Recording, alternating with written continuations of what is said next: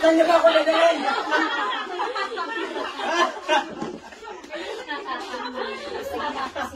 Narito ako kayo upang panuuri ng isang paglilitis. Dahilay ang krimen ng isang pulubing huling-huli namin. Si Mang Sirap yung pisak at surutin. Dahil dito ang nasakdan! Dahil dito ang nasakdan! Dahil dito ang nasakdan! Dahil dito agad! Magandang gabi, Ginoo. Magandang gabi rin noong. Silensyo! Huwag kang magsasalita habang kami nagsasalita pa. Bastos ang nagsasalita habang kami nagsasalita pa. Patawarin ho ninyo siya. Talagang ganyan hang walang kapangyarihang tulad niya. Mangmang at yan ang mga suliranin ng mga may kapangyarihang tulad namin. Tumili ka ng matuwid! Ba't ka ba galaw ng galaw? Gusto ko lang malaman kung ang krimen ko. Hindi mo ba alam? Hindi ho. Aba, problema mo na yon. Pag-aaruga ng bata ang krimen niya. Pag-aaruga! Pag-aaruga! Pag-aaruga ng bata! Krimen sapagkat ang pag-aaruga ng bata ay panunuksong gumusta. Sa makatuwid, nawawala ng pera ang federasyon. Nahuli siya ng 3 kasapi nitong federasyon. Narinig siya ang nakipagsalita sa kanyang anak. At alam pa nila ang pangalan nito, Sol. Formalidad na lamang itong paglilitis. Formalidad na rin ho ang hatol ko. Ang parusa niya ay nais panoorin nitong mga pulubi. Siya'y bubulagin! Ginoong Serapio, mabuti ba ang tulog mo? Oho. Nakakain ka na ba? Oho. Magaling! Handang-handa ka na sa iyong paglilitis. Ilang araw mo na rin yung suot yan kasi may dentro mo. Ano ba nagilamos na? Naligo? Nagpunas man lang? Na-spray mo na ba siya? Tuloy ang paglilitis. Sa 9 na taon sa federasyong ito, bilang hukom wala pa akong nagkilalang tagapagtanong na kasinagdan nitong dalawa. Tuloy ang paglilitis. Bigyan niyo siya ng upuan.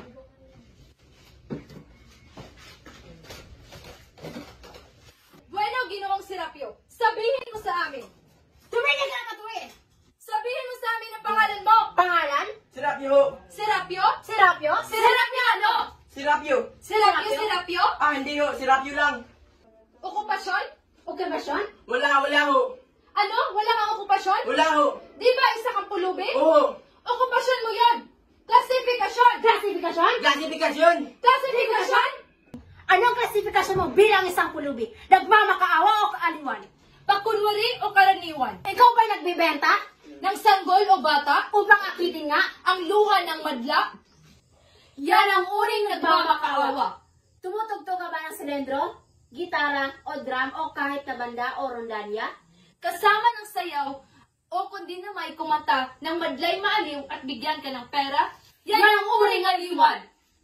Maaari din namang ikay nagkukunwari. Ikaw ay isang pinaghihi sa palaka. O kung hindi naman ikaw isang palsong, ngunit isang palsong falsifikado. Pakunwaring bingi, bulag, pilay, pipi. Madla na may madaya, ikaw na may yayaman. Yan ang uring na kunwari. Walang guni-guni ang nasa huling uri. Mga tunay na pipi, bulag, pilay, bingi. Walang guni-guni. Wala ring salapi. Talagang ganyan ang nasa huling uri. Ang uring karaniwan. Alin ka sa apat? Nagmamakaawa o aliwan? Pakunwari o karaniwan. Ang huli ho. Ginoong hukom, ano na ang gagawin namin ngayon? Patibayin na ninyo ang krimen niya. Patibayan ang krimen niya! Patibayan ang krimen niya! Bueno, Ginoong Serapio, may asawa ka na ba? Isang kabiyak? Isang babaeng bumahagi sa puso mo. Babae nagpakasal sa harap ng altar o opisina ng Gatbono o iba pang lugar. O ano, Ginoong Serapio? Sabihin mo sa amin! Napakasimple. May asawa ka ba? Wala ho. Sabihin ko ang tanong. May asawa ka ba noon? Asawa na yun nagsasaya sa bahay ng Diyos o bahay ng iba. O ano? Malinaw na malinaw ang tanong. May asawa ka na ba noon? Ginoong Serapio, nakapagtataka yung katahimikan mo. May asawa ka na ba noon? Oo. Ayan! Ngunit siya'y patay na. Ah, wala. Basta't inamin mong may asawa ka nga. Magaling. Napakabilis ng aming mga paglilitis. Sapagkat lahat ng aming mga tagapagtanong ay matatalino at magagaling. Magaling. Ginoong Serapio, nagkaroon ka ba ng anak? Buhat sa kasalang nayon? Buhat sa inyong pagsasama? Buhat sa inyong pag-aasawa? Ginoong Serapio, tahimik ka na naman. Wala kang sinasabi. Wala kang imik. Pasidi ang Pasidi ang aming pananabik. Nagkaroon ka na ba ng anak? Payat na payat kaya tuyo mo tuyo pa? Walang alinlangan, wala kang katas. Nagkaroon ka ba ng anak? Ba't ba ninyo tinatanong yan? Aba, pilosopo. Ano ba ang krimen ko? Ginoong Serapio. Patawarin niyo ako, ngunit Wala ka bang utak? Isip? Di katiting na katirinuhan. Tandaan mo kung sino ka. Isang pulubi? Hamak. Kulisap? Sagutin mo ang tanong ko. Nagkaroon ka na ba ng anak? oho, Ayos. Ba't di mo agad inamin na may anak ka nga? ano ba ang krimen ko? Umupo ka, malalaman mo rin. Ang pangalan ng anak mo ay Sol, hindi ba? Oho, paano yun nalaman? Marami kaming alam tungkol sa'yo. Yaon din ang pangalan ng namatay ko. Sol Consuelo, namatay ang kanyang ina ng siya'y pinanganak. Ang una naming anak, namatay pa ang ina. Isang malagitang may ngiting na mumungkahit sa simoy at tubig. Ang pagpano niya ay pagsakit ng kalungkutan. Isang yaw ang tumiginting sa aming silid. Sa gabing yaon, ang labis na yaw ng pagkamatay ni Sol. At ang labis na takot na may isilang ng Sol na naging larawan ng kanyang ina. Maitim, maputi ang mata, madalas na nanganginig. Lundag na lundag kapag inulaan mo ng kending na tamis. At ang larawan niya ay, saray nakita niyo ang halakhak. At ang kanyang halakhak, Sol. Ano? Anong sinasabi mo? Wala ho. Huwag ka nang umarte-arte pa. Basta't inamin mo na may anak ka na. Dadrama-drama ka pa riyan. Nais mo pang gaigil ang radyo? Ano? Tapos na ba ang paglilitis? Oho, inamin niya na anak na yung Sol na yon. Ito ho ang kahon ng instrumentong ginagamit namin sa pagpaparusa sa aming kasapi. Kahanga-hanga ang federasyon sapagkat ang katotohanan ay pagkakawang-gawa ang mga parusa. Halimbawa ang pagpipipi o pagpilay kaya ipalagay namin ang bulag ng kriminal at nakikinabang sa pagkabulag niya. Hindi ba tataas ang kanyang kita kung siya'y pilay rin? Bulag na pilay pa. At di lang ang nakikinabang ang federasyon din sapagkat ang kanyang kabuloy sa federasyon. Yan ang tinatawag kong maunawaing parusa. Ang pinaparusa at nagpaparusa ay ang kapwang nakikinabang. Ito ho ang ice pick.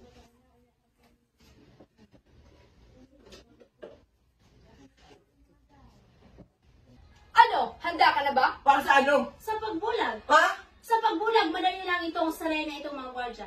Alam na nila kung anong parte ng mata ang dapat unang turukin. Pagbulag? Huwag kang matakot. Hindi ka matetetanong. Sterilize itong mga ice pick. Dalhin nga ninyo siya dito. Ba't niyo ako bubulagin? Yan ang pamantayang parusa mo. Para sa ano? Sa krimen mo. Krimen? Huwag ka lang masyadong gumalaw. Bitawan niyo ako! Bitawan niyo ako! Nagsisinungaling kayo! Huwag mo kaming pagbibitangan. Hawakan mo ang kamay niya. Hawakan mo ang kamay niya. Ang ulo niya! Hawakan niyo ang ulo niya! Ano ba ang krimen ko? Ang ano? Ang krimen ko? Ano ang krimen ko? Relax lang, relax. Ano ang krimen ko? Ang krimen mo? Yun lang pala. Di mo sinabi agad. Sigaw ka pa ng sigaw. Ang krimen ni Mang Serapio! Ang buhay ng tao ay nasangan ng hirap. Ang mundo'y daigdig ng kirot at dahas. Pagsasalay sakit ang pagkakatao. Pag-aaruga ang krimen mo, Mang Serapio. Krimen mo, Mang Serapio! At wika pa sa aming aklat, bawal mag-aruga ng bata o asawa. Taunay kita nang wawala ng pera. Ginagasta mo ang pera ng federasyon para sa isang bata. Magpabulag ka na para makaon tayo ng maaga. Ngunit wala naman akong batang inaruga. Ano? Wala akong batang inaruga. Huwag kang magsisinungaling. Hindi ako nagsinungaling. Huwag mong lokohin itong hukuman. Wala akong nilunoko. Ang parusa sa pagbubulaan sa hukuman ay pagpipi. Sinabi ko ng katotohanan. Kakaamin mo lang na may anak ka nga. Ikaw mismo ang nagsabi. At ang anak mo ay isang babae. Ikaw mismo ang nagsabi. Ang pangalan niya ay Sol. Sinabi mo yan, sinabi mo. Hindi ba inaaruga mo siya? Si Sol ay patay na. Ha? Patay na siya? Si Sol patay na? 3 taong patay na. Sinagasaan siya ng jeep. Patay na siya, patay. Tunay na nakakalungkot ang iyong kwento. Pinipiga mo ang aming puso. Walang anilangan mahusay ka sa sinang pangbubola. Patay na siya. Magsarisay ka sana ng kwentong higit pa kay Saryan. Totoo ang sinasabi ko. Totoo ha? May 3 saksi kami, Ginoo. 3 saksi na lubok sa'yo araw-gabi. 2 linggo silang nagbabantay sa'yo. Saksi sila sa iyong krimen. Nagsisinungaling sila. Wala akong batang inaruga. Tingnan natin. Lalabas din ang katotohanan. Kung sila ang nagsisinungaling, sila ang paparusahan. Ngunit nagsisinungaling? Pumalito dito ang tatlong saksi! Kayo naman. Oho, Kayo na lang palagi nagpapabulag sa iba. talagang ganun ho ang buhay. Manananggulan po kami ng itong federasyon. Mga tagapatnubay ng kabutihan nitong lipunan. Kayo ba ang unang nagsumbong ng krimen niya? Oho, Pues ayon ho sa batas ng aming federasyon, kung mapapatunayan nila ang krimen ng nasasakdal, kanila ang lahat ng kasangkapan ni Ginoong Serapio at 10% ng kanyang kinikita. Buhaya! Hawakan niyo ang kamay niya! Bawal kumilos ng ganyan dito. Igalang mo ang hukuman, Ginoo. Ngayon, mga Ginoo nitong mga federasyon, sabihin niyo sa amin na nakita niyo kagabi. Nakita namin siya papauling may dalang mantikang supot sa kilikili niya. Susulyap-sulyap kanan kaliwa, takot marin ko na makita siya. Takot ba rin makita siya? Sinundan namin siya hanggang sa bahay niya. Nagsitago kami at narinig namin siya. Heto na sol, kumain ka na at isuot mamaya ang damit mong pula. Heto na, Sol, kumain ka na, isuot mamaya ang damit mong pula. Ginoong Serapio, pinagbibitingan kita ng krimen. Krimen na pag-aaruga ng bata. Bubulagin ka ngayon din. Yan ba ang katibayan nyo? Masaya na kami. Kulang pa yung katibayan nyo? At ano ang kakulangan? Si Sol ang aking anak. Mga tanga yung espiya nyo. Huwag kang magsasalita ng ganyan sa harap namin. Kami mga opisyal nitong hukuman. Ang kalayuan na huli nyo na ako? Ano kayo? May isa ba sa inyong nakikita sa buhay ng anak ko? Wala! Wala ba sa inyo nakakita sa kanyang anak? narinig naman namin siya nagsasalita sa anak niya gabi-gabi sa buong linggong nanubo kami. At kaya namin alam na ang sinabi niya ay sapagkat Nagsisinungaling silang lahat. Nagsisinungaling silang lahat. Nagsisinungaling silang lahat. Ginoong Serapio, Kung magsisinungaling kayo, mapipipi kayo! Mapipipi kayo! narinig ka namin nagsasalita sa anak mo. Kung buhay ang anak ko, dalhin niyo sa rito, duduslain niyo pa ang kanyang alala. Kailangan niyo bang makialam sa may buhay ng may buhay? O ano, nasaan ang bata? wala. Anong wala? Hindi ba pumunta ka sa kanilang bahay? Oho. Hindi naman nahuli ang bata? Wala akong bata roon.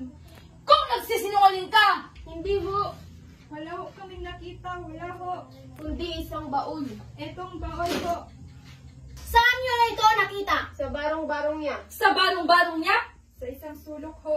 Nakatago sa ilalim ng mga lumang sako. lumang sako, at hindi niyo pa ito nabubuksan? Hindi pa ho. Nakakandado ho. Nakakatado? Buksan ang inyong baon. Wala yang laman! Wala yang laman! Isa lang yung baon na nakita ko lang sa basuran.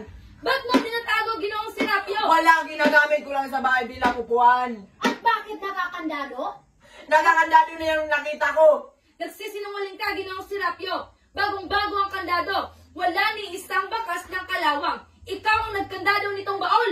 Nakakandado na yung nakita ko. Kung gano'n ang Ginoong Serapio, hindi mo daramdamin ang pagbukas namin rito. Buksan ang baol! Hindi, huwag! Ginoong Serapio, pinagpawisan ka. Wala yung laman. Bakit mo alam, Ginoong Serapio? Nagsisinungaling ka kanina. Nabuksan mo na itong baol. Hindi, huwag! Hala! Buksan mo! Huwag! Bakit Ginoong Serapio? Akin lang yung baul. Inamin mo rin! Ano ang tinatago mo riyan? Ang damit ng anak mo? Ang mga laruan niya? Ituloy ang pagbukas.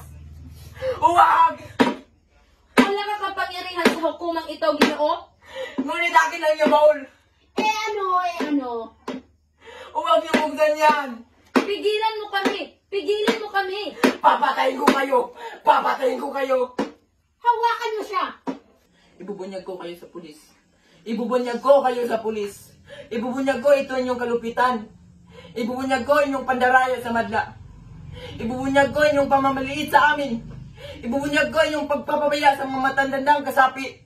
Ibubunyag ko itong federasyon sa pulis. Walang makatulong sa iyo, Ginong Serapio, wala. Ni ang pulis, ang pahiyagan, kahit sino man sa mundong ito. Ang mga hiyaw mo'y di maririnig. Ang bawat kilos mo'y mabibigo. Walang papansin sa iyo. Dumaing ka pa, at bukas makalawa, matatagpuan ang iyong magang katawan sa mga itim na bulaklak ng Pasig. Tandaan ninyo yan, may 40 pesos kayong dapat ibigay sa federasyon araw-araw. At ibigay ninyo ang perang iyan sa amin. Kung kayo'y nakakita, pipitasin namin ang iyong mga mata. At kung kayo'y makapagsalita, putulin namin ang iyong mga dila. At kung kayo'y nakakalakad, babasagin namin ang iyong mga buto. At kung di pa rin sundin ang batas na ito, Ang bawat daliri niyo isa-isang tatanggalin. Malungkot nga ang buhay dito sa federasyong ito, ngunit kasapi na kayo hanggang kamatayan. Kamatayan na lamang siya ang makapagliligtas sa iyo kapag sumali ka sa federasyong ito. Buksan ang bowl! Baliwala sa inyo ang laman yan. Baliwala! Huwag niyong buksan yan. Baliwala sa inyong laman. Hindi naman nyo naunawaan eh. Hindi naman ninyo naunawaan. Kung tangkain kong pagpaliwanag, kung tangkain kong pagsasabihin sa inyo kung bakit hindi naman ninyo naunawaan. Pagtatawanan nyo naman ako kung anong sasabihin ko sa inyo. Nabubulok na kamay, nabubulok na balat, nabubulok na laman, nabubulok na ugat, at nabubulok na buto.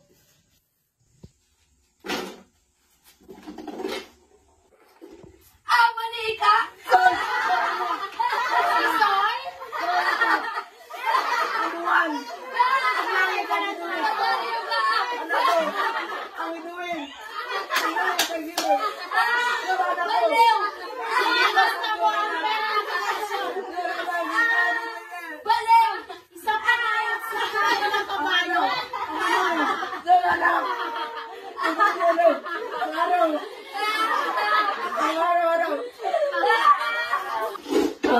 Anong gawin sa akin?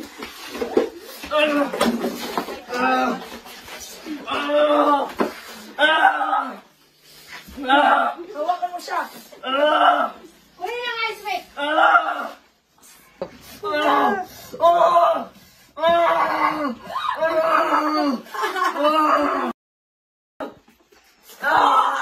Bitawan niyo na siya! Sol, anak! Sol! Sol!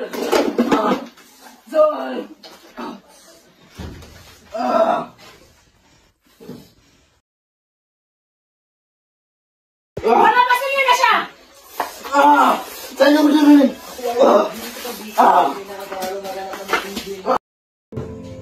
Paminsan-minsan na lang itong mga paglilitis. Oo nga, di tulad ng dati. Kailan pa sunod? Marso pa. Sa pangbuwan. Umaasa kami na mauunawaan niyo kung bakit pinarusahan namin si Ginoong Serapio. Tinuturuan niya ang mga kasaping magkaroon ng haraya, mga pangarap na di naman matutupad at dagdag lamang sa kanilang mga lumbali. Ang mga ginagawa niya ay nakakasira sa federasyon. Tinutulungan lang namin sila na maparusahan si Ginoong Serapio. Sinusunod lang namin ang mga batas. Nakita ninyo sila, isa-isang nagsialisan. Babalik din sila, babalik. Alam nyo, nagkamali si Ginoong Serapio nang sinabi niya kami sadyang pabayas sa mga matatandang kasapi. Ang mga matatandang kasapi, ang mga matatandang pulubi, ang siya mismong ayaw mabuhay. Pilitin mo man sila'y ayaw nilang kumain. Umiinom lang ng kunting tubig araw-araw sapagkat wala silang makita kundi karimlan sa langit at hinihintay na lamang nila ang pagdako ni kamatayan sa kanilang lurangan. Bali-bali na ang kami pakpak. Wala sa amin ang lakas upang liparin ang pakataas na pader na konkreto. Marahil ay ibiniti ng mga nimang Serapio sa harap namin ang susi sa aming palitan. Ngunit napakahirap hiwain ang sarili, ilahad ang pag-ibig. Ang balon ay malalim at sa kailalimay ang nasang lumipad at hanapin ang sinag ng araw. Ngunit ang gulat-gulanit na diway mahay, hinang mumuwayway lamang.